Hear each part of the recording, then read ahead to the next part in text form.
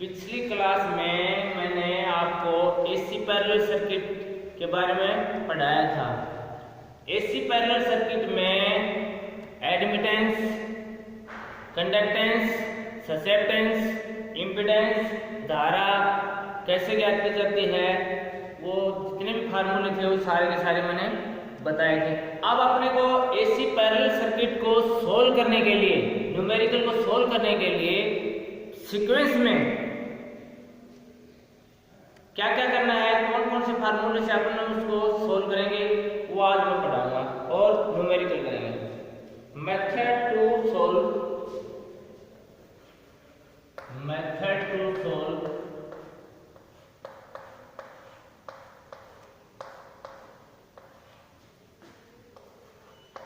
Method to solve AC parallel circuit, method to solve AC parallel circuit.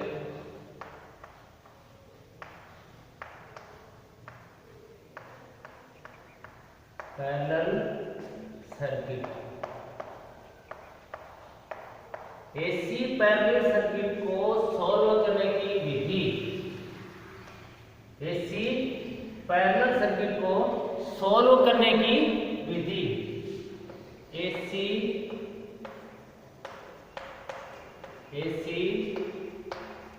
समांतर परिपथ को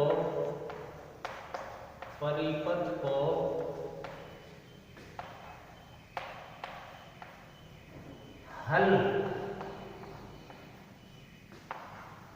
करने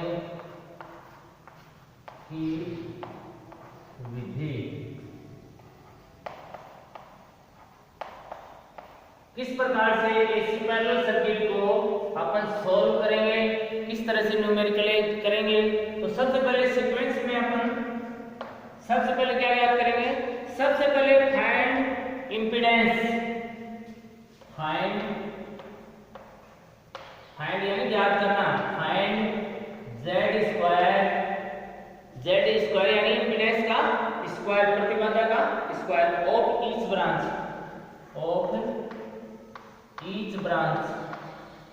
ईच प्रत्येक शाखा का इम्पीडेंस ज्ञात करेंगे। ब्रांच यानी शाखा,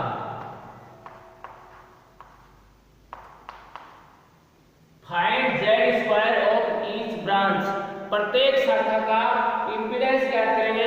तो उसके लिए मैंने फार्मूले बताए थे, होता है जेड स्क्वायर बराबर होता है, जेड स्क्वायर बराबर होता है R square plus XL square. एक फार्मूला ये बताया था। दूसरा बताया था मैंने, जब ये तो इंडक्टिव रिएक्टेंस हो तब होगा, और दूसरा है जेड स्क्वायर बराबर प्रतिरोध square plus capacitance capacitive reactance square, ये दूसरा बताया था। यानी कैपेसिटिव इंडक्टर लगा हुआ है तो ये फार्मूला, कैपेसिटर लगा हुआ है तो ये फार्मूला इंपीडेंस ज्ञात करने के लिए। तो सबसे पहले क्या करेंगे अपन, Z square of each branch, प्रत्येक शाखा, जितनी भी शाखा पैरेलल में है उन प्रत्येक शाखाओं का क्या निकालेंगे, इंपीडेंस निकालेंगे। नंबर दो अपन निकालेंगे फाइंड जी का मतलब क्या है, कंडक्टेंस, फाइंड जी एंड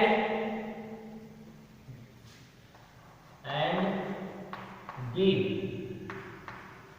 जी क्या है, जी है कंडक्टेंस, बी क्या है ससेप्टेंस। जी क्या है, मैंने बताया था उस दिन, जी होता है कंडक्टेंस, बी क्या है susceptance. Find G and B each branch of each branch, प्रत्येक शाखा में ये निकालेंगे, each branch,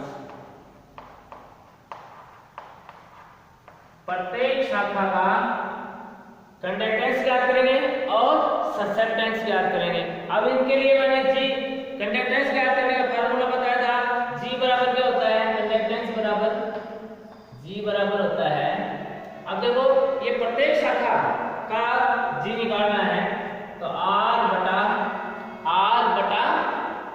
Z square, impedance का स्क्वायर, ये G निकाल लेंगे यानी कंडक्टेंस निकाल लेंगे।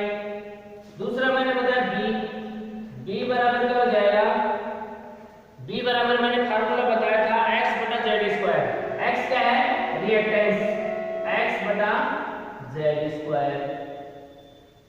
कंडक्टेंस निकाल लेंगे और ससेप्टेंस निकाल लेंगे, तो फाइंड G का मतलब कंडक्टेंस चालकता, B ससेप्टेंस, ईच ब्रांच प्रत्येक शाखा की कंडक्टेंस निकालेंगे और ससेप्टेंस निकालेंगे। नंबर 3 के है फाइंड टोटल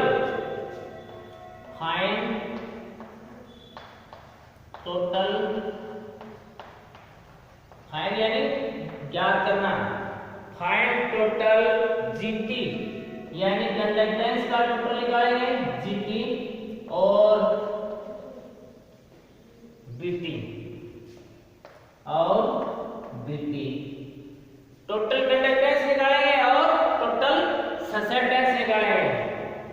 अब देखो टोटल जो कंडक्टेंस है वो ज्ञात करने के लिए फार्मूला हो जाएगा GT बराबर हो जाएगा G1 प्लस G2, जितने भी कंडक्टेंस है सर्किट है उतनी ही कंडक्टेंस होगी। दो सर्किट पैरेलल में है तो 2 हो जाएगा, 3 है तो 3 और 4 है तो 4 इस प्रकार से। उसके बाद में BT क्या हो जाएगा, BT का मतलब ससेप्टेंस का टोटल, ये हो जाएगा B1 plus B2 plus B3 और जितने भी है सर्किट में टोटल कंडक्टेंस निकाल लेंगे, टोटल ससेप्टेंस निकाल लेंगे। अब देखो ये जो ससेप्टेंस होती है जब इंडक्टेंस होगी सर्किट के अंदर तब ये होगी नेगेटिव और कैपेसिटेंस होगी तब ये होगी ये पॉजिटिव। तो ये ध्यान में रखना होगा आपने, B कब पॉजिटिव होगा कब नेगेटिव होगा। नोट आप ही नोट कर लो, ये नोट, ये अपने को ध्यान में रखना है। जो ससेप्टेंस है वो नेगेटिव कब होगी और पॉजिटिव कब होगी, तो B इज नेगेटिव और minus negative, B is negative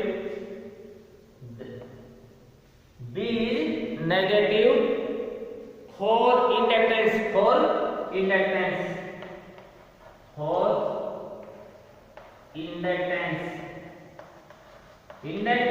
जब सर्किट में है तो B का मान किस में आएगा, नेगेटिव में आएगा, माइनस में आएगा, किसमें आएगा माइनस में आएगा। और B इज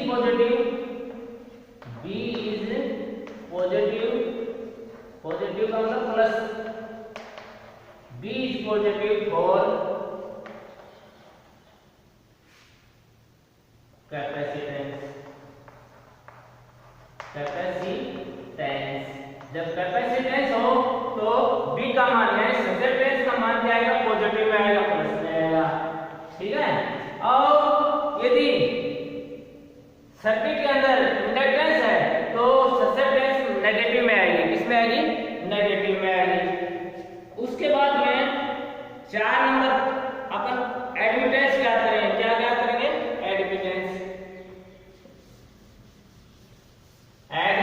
Y, मैंने उस दिन भी बताया था पिछले पीरियड में, Y क्या होती है, एडमिटेंस।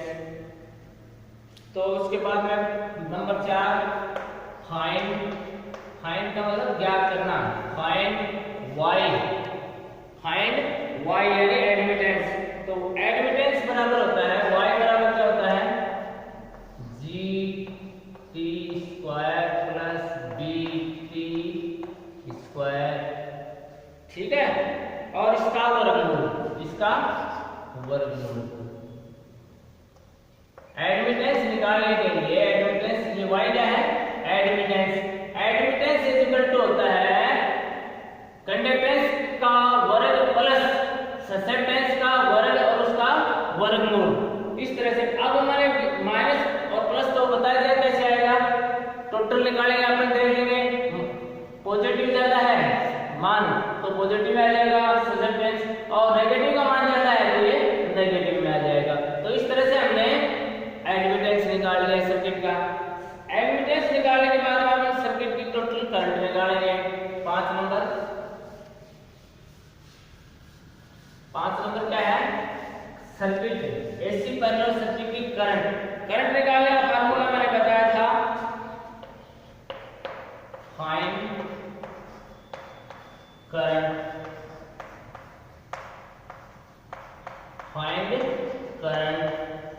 I बराबर होता है I बराबर V Y, यानी वोल्टेज गुना एडमिटेंस, ये एम्पियर में है, इकाई क्या है इसकी, एम्पियर में। तो इस प्रकार से करंट निकाल लेंगे। क्या निकाल लेंगे, सर्किट की करंट निकालेंगे। उसके बाद में 6 नंबर है tan थीटा। tan थीटा निकालना होगा, tan थीटा बराबर हो जाएगा अपना tan थीटा का मान dt बटा gt, यानी ससेप्टेंस का टोटल बटा कंडक्टेंस का टोटल, इसका जो अनुपात है वो tan थीटा आ जाएगा। उसके बाद में पावर फैक्टर निकालना हो, क्या निकालना हो, पावर फैक्टर शक्ति गुणांक निकालना हो, तो उसके लिए हो जाएगा cos थीटा बराबर क्या हो जाएगा, cos थीटा। टोटल सर्किट का निकालना है अपने को, cos थीटा बराबर हो जाएगा gt, जितने भी कंडक्टेंस है उसका टोटल बटा कंडक्टेंस का टोटल बटा admittance y, total conductance total चालकता बटा एडमिटेंस। इससे अपन क्या निकालेंगे, एसी पैरेलल सर्किट का पावर फैक्टर। अब ये जितने भी फार्मूले हैं, और पावर निकालने के लिए नंबर 8, पावर निकालने के लिए फार्मूला क्या हो जाएगा, P बराबर V into I cos theta, ठीक है। तो अब ये मैं एक न्यूमेरिकल करता हूं, इस पे आधारित एसी पैरेलल सर्किट को हल करने के लिए ये अपने को सीक्वेंस में याद करना है, ठीक है। अब मैं एक एसी पैरेलल सर्किट का न्यूमेरिकल कर रहा हूं, तो आप समझना उसको।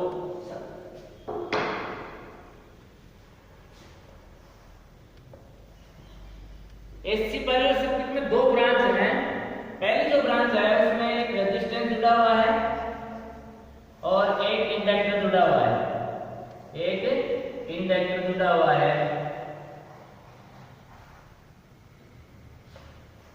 फर्स्ट ब्रांच ए है, और ये जो प्रतिरोध है ये है 2 ओम।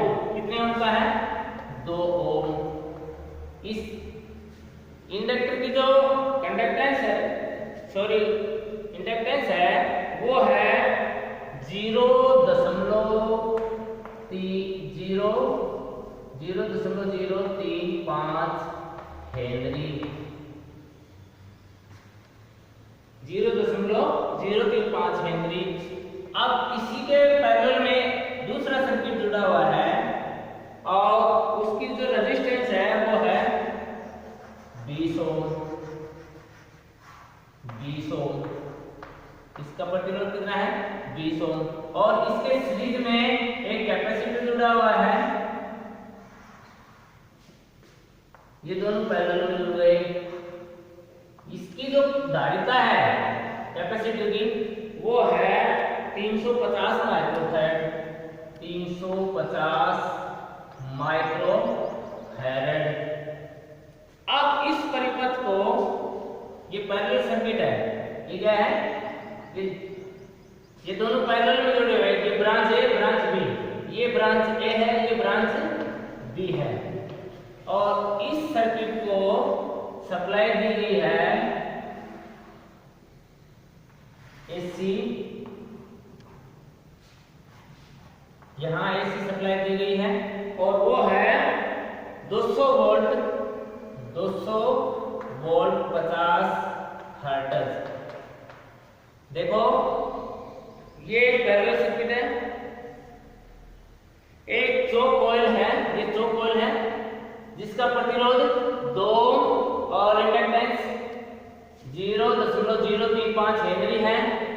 ये दोनों सिलेंडर में जुड़े हुए हैं। दूसरा, इस सर्किट के पैरेलल में एक कैपेसिटर जुड़ा हुआ है 350 माइक्रोफैराड का, उसके सीरीज में 20 ओम रेजिस्टेंस जुड़ा हुआ है। ब्रांच ए और ब्रांच बी दोनों पैरेलल में जुड़े हुए हैं। अब अपने को इस सर्किट में क्या क्या याद करना है? एक तो सर्किट में बहने वाली धारा, सर्किट में बहने वाली धारा करंट याद करनी है। परिपथ में बहने वाली धारा, परिपथ में बहने वाली, परिपथ में बहने वाली धारा करंट याद करना है। आई का मान याद करना, आई क्या निकालना है? आई याद करना है। सर्किट में बहने वाली धारा। नंबर 2, सर्किट का पावर फैक्टर, शक्ति गुणांक याद करना है। परिपथ का शक्ति गुणांक, पावर फैक्टर याद करना है। सर्किट का पावर फैक्टर cos थीटा का मान याद करना है। अब देखो, मैंने बताया था सीक्वेंस में सबसे पहले अपन क्या याद करेंगे? इंपीडेंस याद करेंगे। क्या याद करेंगे? इंपीडेंस। तो इन ब्रांच ए को सोल्व करेंगे, फिर ब्रांच बी को सोल्व करेंगे। ठीक है, सर्किट देखो समझ में आएगा। एक कॉइल है जिसकी इंडक्टेंस 0.035 हेनरी है और प्रतिरोध उसका 2 ओम है। इस ब्रांच ए के पैरेलल में एक 350 माइक्रोफैराड 20 ओम रेजिस्टेंस जुड़ा हुआ है और इस परिपथ को 200 वोल्ट सप्लाई दी गई है। अब अपने को तो इस पूरे परिपथ की में बहने वाली धारा याद करेंगे और इस परिपथ का शक्ति गुणांक याद करेंगे। तो मैंने पैरेलल सर्किट को सोल्व करने के लिए सीक्वेंस में बताया था। सबसे पहले क्या याद करेंगे? इंपीडेंस। तो इंपीडेंस याद करने के लिए अब देखो क्या क्या दिया हुआ है ब्रांच ए में। सबसे पहले ब्रांच ए को सोल्व करेंगे। ये मैं जा रहा हूं ब्रांच ए। देखो जो दिया हुआ है वो लिखना है। इन ब्रांच ए, शाखा ए, इन ब्रांच ए शाखा में क्या क्या दिया हुआ है? आर दिया हुआ है। मैं यहां लिख रहा हूं आर बराबर 2। ठीक है। दूसरा क्या दिया हुआ है? इंडक्टेंस। इंडक्टेंस का मतलब है एल का मान दिया हुआ है 0.035 हेनरी। ठीक है, ये दो चीज दी हुई है। तो सबसे पहले क्या निकालेंगे? एक्सएल निकालेंगे ब्रांच ए में। एक्सएल बराबर क्या है? सूत्र अपना 2 पाई एफ एल। मैंने पहले बताया था 2 की जगह 2 पाई का मान 22/7 इंटू एफ कितना है? फ्रीक्वेंसी 50 इंटू इंडक्टेंस क्या है? 0.035 हेनरी। ये दशमलव हटा दिया, ये हो गया 1000। अब इसको सोल्व करेंगे। 7 एकम 7, 7 पंजों 35। ठीक है। अब देखो 50 एकम 50, 50 दूनी 100, 20 बार 5 एकम 5, 5 का 20। ठीक है। अब ये 2 से कट जाएगा, 2 एकम 2, 2 दूनी 4, 2 से 2, 2 एकम 2, 11। ठीक है, कट गया। अब कितने ओम कितना आ गया? 11 ओम। एक्सएल कितना आ गया? 11 ओम। एक्सएल कितना आया? 11 ओम आ गया। अब देखो इसके बाद में अपन ब्रांच ए में इंपीडेंस याद करेंगे। ब्रांच ए का इंपीडेंस, क्योंकि सबसे पहले मैंने इसी पैरेलल सर्किट को सोल्व करने के लिए क्या बताया था? सबसे पहले क्या करेंगे? इंपीडेंस याद करेंगे। तो इंपीडेंस इन ब्रांच ए, इंपीडेंस इन ब्रांच शाखा ए में impedance in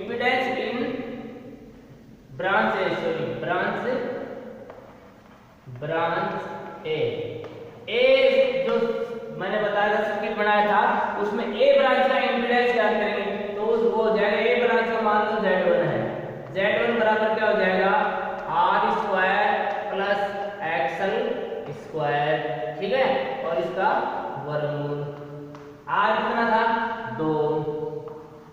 square plus axle कितना है 11 ओम, इसका स्क्वायर हो गया, इसका वर्गमूल 2 दूनी 4 प्लस 11 को 11 से गुणा करेंगे 121, कितना आ गया 121 में 4 जोड़ेंगे कितना आ गया 125, और 125 का वर्गमूल कितना होता है 125 का जो वर्गमूल होता है वो वैसे जेड स्क्वायर याद करना है अपने को, क्योंकि अपने को सर्किट में जेड स्क्वायर चाहिए, कितना चाहिए जेड स्क्वायर चाहिए। अब ये पूरा जेड निकाल के जेड स्क्वायर निकालेंगे तो अपन उसका वर्गमूल करने की जरूरत ही नहीं होगी, इसके वर्गमूल की जरूरत ही नहीं होगी, क्योंकि अपन को बाद में कन्वर्ट करना पड़ेगा इसको, तो पहले से कर देते हैं इसको, पहले से इसको स्क्वायर में ज्ञात कर लेंगे, क्योंकि सर्किट में अपने को किस में दिएगा स्क्वायर में दिएगा, तो z1 स्क्वायर डायरेक्ट ही कर देता हूं मैं, z1 स्क्वायर बराबर r square plus xl square, यानी 2 का स्क्वायर प्लस ये 11 आया था अपना xl, इसका स्क्वायर 2 दूनी 4 प्लस 11 गया 121 हो गया बराबर 125 ओम। ठीक है, z1 स्क्वायर आ गया। अब जो अपने हाथ में चलता है उसको लिखते जाते हैं, z1 स्क्वायर बराबर अपना है 125 ओम। z1 निकाल लिया। अब इसके बाद में कंडक्टेंस निकालेंगे सर्किट ए में, क्या निकालेंगे कंडक्टेंस G, क्या निकालेंगे G निकालेंगे। देखो ये थोड़ा टिपिकल जरूर है, बाकी सब एक बार समझने के बाद में समझ में आ जाते हैं। Conductance of branch A, conductance in branch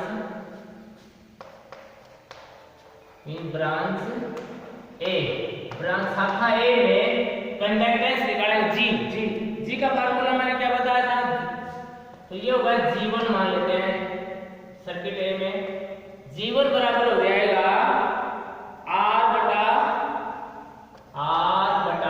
Z1 square. ठीक है, R कितना है अपना 2 बटा Z1 कितना है 125। ठीक है, इसको सोल्व करेंगे तो ये आता है अपना 0.016 ओम।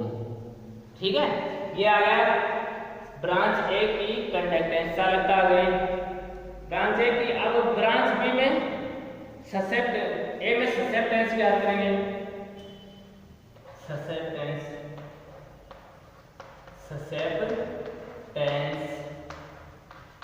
इन ब्रांच शाखा ए, यानी बी ज्ञात करेंगे, क्या ज्ञात करेंगे बी, ये B1 है, B1 बराबर है, मैंने फार्मूला में थोड़ी देर पहले बताया था x बटा Z1 स्क्वायर, Z1 ये देखो ये है अपना 125, तो x देखो कितना है, x कितना है इंडक्टिव रिएक्टेंस कितना है था xl कितना है था अपना xl था 11, तो ये हो जाएगा 11 बटा 125, ये इक्वल टू हो जाएगा 11 में 125 का भाग देंगे तो ये आएगा अपना 0.088 ठीक है, ये आ गया कंडक्टेंस में हो होता है इसकी इकाई क्या है महो, इसकी इकाई महो, मैंने उस दिन बताया था। अब देखो ये इसमें क्या जुड़ा हुआ है एक्सल, यानी इंडक्टेंस जुड़ा हुआ है, तो किसमें आएगी माइनस में, किसमें आएगी माइनस में। मैंने थोड़ी देर पहले बताया था जब सर्किट में इंडक्टेंस जुड़ा हुआ हो तो जो ससेप्टेंस होती है वो माइनस में आती है, किसमें आती है माइनस में। ठीक है, उसके बाद में ब्रांच ए हो गया, ब्रांच ए में G1 आ गया, क्या लिख देता हूं G1 कितना है अपना, G1 आया है अपना 0.016 महो। ठीक है, और B1 ससेप्टेंस कितना है -0.088 महो। ठीक है, क्योंकि इसकी का एक ससेप्टेंस और कंडक्टेंस दोनों की महो होती है, मैंने उस दिन बताया था। अब सर्किट ए सोल्व हो गया। अब आपका सर्किट ब्रांच बी, यानी ब्रांच ए सोल्व होने के बाद में ब्रांच बी को सोल्व करेंगे। ब्रांच बी, इन ब्रांच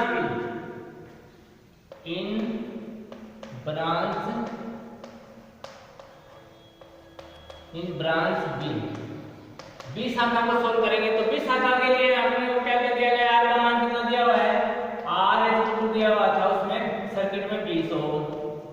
ठीक है, और कैपेसिटेंस कितना था 350 माइक्रो फैराड। ठीक है, ये दिया हुआ था। तो अब अपन सबसे पहले क्या याद करेंगे, XC याद करेंगे। क्या याद करेंगे, XC। तो XC बराबर क्या होता है, XC बराबर होता है 1/2 पाई FC। XC अब देखो एक की जगह 1, 2 की जगह 2, पाई का मान कितना होता है 22/7, 7 ऊपर चला जाएगा। ठीक है, फ्रीक्वेंसी कितनी थी अपनी 50 इंटू कैपेसिटेंस कितना है 350 माइक्रोफैराड। माइक्रोफैराड को फैराड में बदलेंगे तो मैंने बताया था 10 की घात 6 का भाग लगेगा, तो ये हो जाएगा 350। अब देखो ये 10 की घात 6 ऊपर चली जाएंगे, इसमें भाग लगेगा तो ये ऊपर चली जाएंगी, तो ये हो जाएगा 6, 10 की घात 6 हो गई। अब इसको सोल्व कर लेंगे। 1 0 से 1 0 काट दिया, 1 0 से 1 0 काट दिया। ठीक है, आप देखो सोल्व करो इसको। ये अब इसको ऊपर वाले का गुणा कर लेंगे अपन और इसका भाग दे देंगे। ठीक है, तो ये आएगा अपना 9.09 ओम, इतना X आ जाएगा 9.09 ओम। सोल्व कर लेना। उसके बाद में X आ गया। अब अपन इंपीडेंस निकालेंगे। तो इंपीडेंस Z1 निकालिए तो ब्रांच ए में। अब ब्रांच बी का Z2 मान लेते हैं। Z2 स्क्वायर बराबर सूत्र हो गया R square plus XC square. R कितना है 20, 20 का स्क्वायर हो गया प्लस X कितना है 9.09, इसका स्क्वायर हो गया। अब 20 को 20 से गुणा करेंगे कितना आ जाएगा 400 प्लस 9.09 को 9.09 से गुणा करेंगे तो ये आता है 82.791 गुणा कर लेना। 9.09 को 9.09 से प्लस कर इंटू करेंगे, गुणा करेंगे तो ये आएगा। अब इन दोनों को जोड़ लिया, इन दोनों का जोड़ आता है वो आता है 482.791। ये देखो क्या निकला है इंपीडेंस, तो इसकी इकाई क्या हो गई ओम। अब देखो Z2 स्क्वायर का मान आ गया, यहाँ लिख देता हूं मैं Z2 स्क्वायर बराबर कितना है अपना 482.791 ओम। अब इंपीडेंस निकालिए ब्रांच बी में। उसके बाद में क्या निकालेंगे ब्रांच बी में कंडक्टेंस निकालेंगे। क्या निकालेंगे कंडक्टेंस G। ब्रांच बी में कंडक्टेंस यानी G निकालेंगे। तो G का जो फार्मूला होता है, G का मतलब कंडक्टेंस, ये होगा G2 मान लेता हूं ब्रांच बी की। ब्रांच बी में ब्रांच ए में एक G1 माना था, तो ब्रांच बी में G2 बराबर होता है R बटा Z2 स्क्वायर।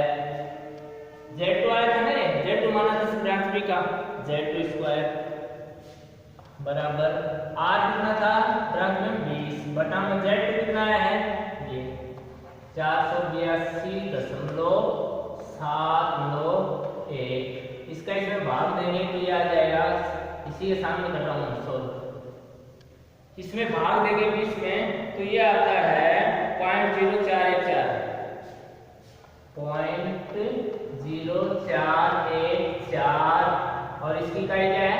महो।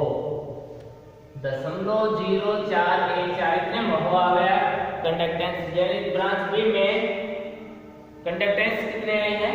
इतने। तो G2 आया, लिख देता हूं मैं। G2 कितना आया है अपना?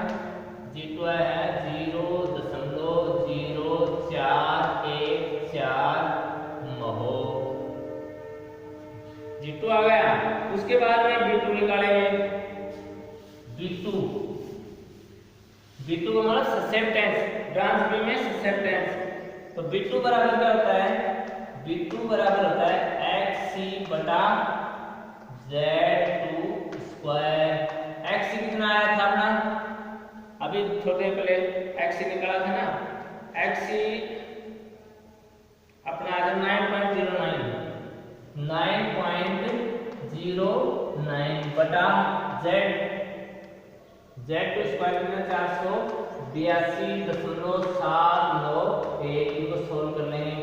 सोल्व करेंगे तो आएगा ये। अब मैं यहाँ लिख भी देता हूँ। XC कितना आया था अपना? XL भी नहीं लिखा, 9.09 ओम। अब इसमें जब भाग देंगे तो ये अपना आएगा, ये अपना आता है टोटल B2 0.018 महो। अब ये प्लस में होगा, यहाँ प्लस होगा क्यों?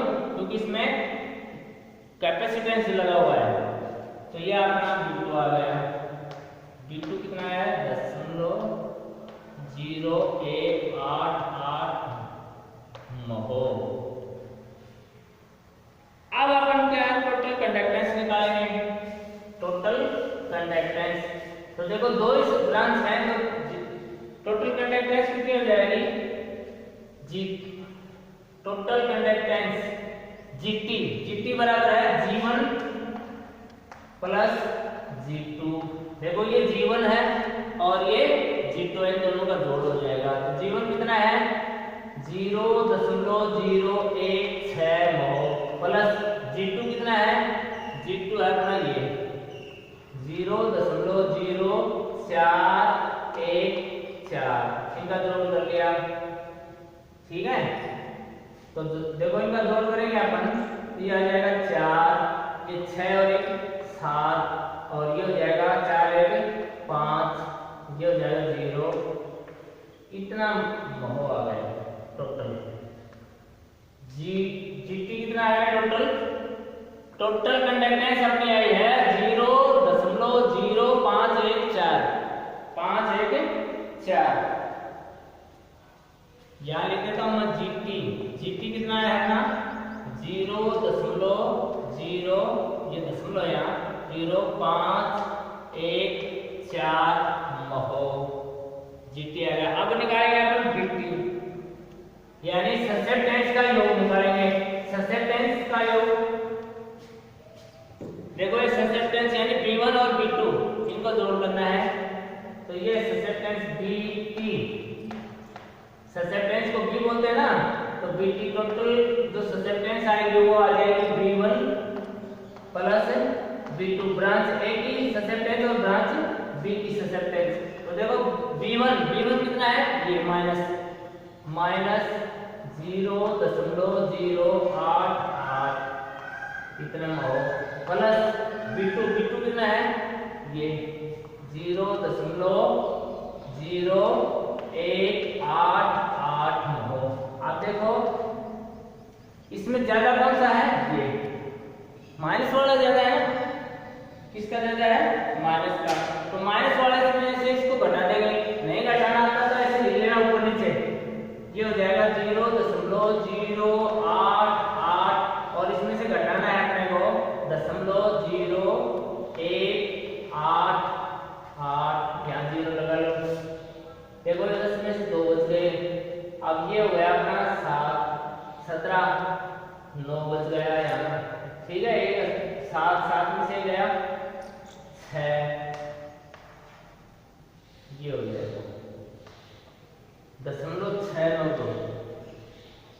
आप देखो ये किसका है, सॉरी जीरो जीरो कहाँ गया, हाँ जीरो तो है, ये 6 0 और 10, ये माइनस का जाता है तो माइनस का जाएगा, ठीक है, ये आ जाएगा -0.00692 यहाँ लिख देता हूँ मैं 50 हमारा ससेप्टेंस का टोटल किया आपने आया -0.00692 क्योंकि ससेप्टेंस की इकाई क्या है, महो।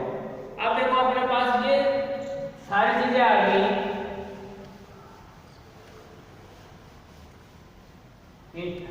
ब्रांच ए में इंपेडेंस आ गया, ब्रांच बी में इंपेडेंस आ गया, ब्रांच ए में कंडक्टेंस, ब्रांच बी में। अब अपन को क्या निकालना है, y निकालना है, क्या निकालना है, y, यानी एडमिटेंस। y बराबर मैंने फार्मूला बताया था gt square plus bt square और उसका वर्गमूल, ठीक है, यानी कंडक्टेंस का वर्ग प्लस ससेप्टेंस का वर्ग निकालना है तो वो आ जाएगा एडमिटेंस, क्या आ जाएगा, एडमिटेंस। अब देखो gt कितना है अपना, ये 0.0514 इसका स्क्वायर हो गया, प्लस bt देखो माइनस का है तो ये कोष्ठक में माइनस ले लेना, -0.00692 इसका स्क्वायर और इसका वर्गमूल।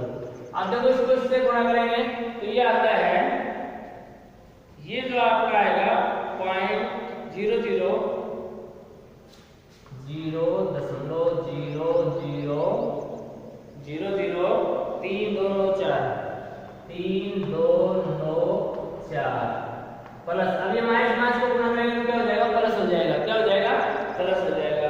ये आता है 0.004788, ठीक है, इसका वर्गमूल जोड़ने के बाद में अब इन दोनों को जोड़ लेंगे, इनका जो टोटल आता है वो आता है 0.008082 इसका वर्गमूल निकालेंगे। इसका वर्गमूल मैं पहले सिखा चुका हूँ, तो वर्गमूल निकालेंगे तो ये आएगा 0.0008989।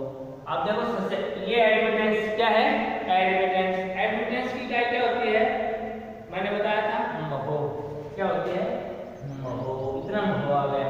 y का मान आ गया तो मैं यहाँ y का मान लिख देता हूँ, y बराबर क्या है अपना 0.08989 महो।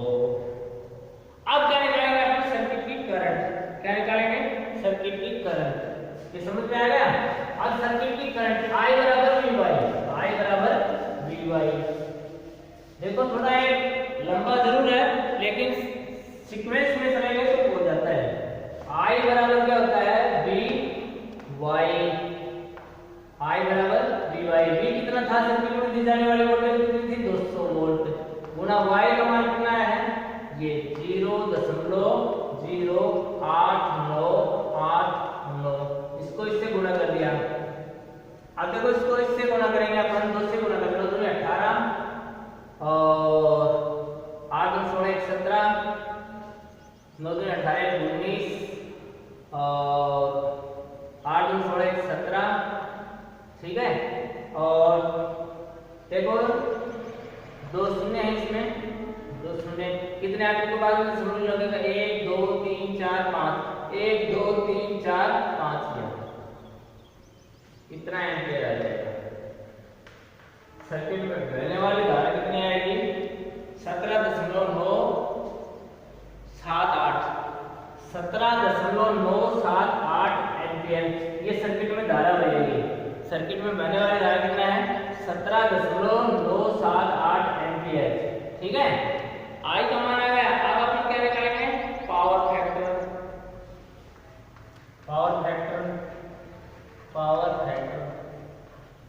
अब पावर फैक्टर का मैंने फार्मूला बताया था आपको, वो क्या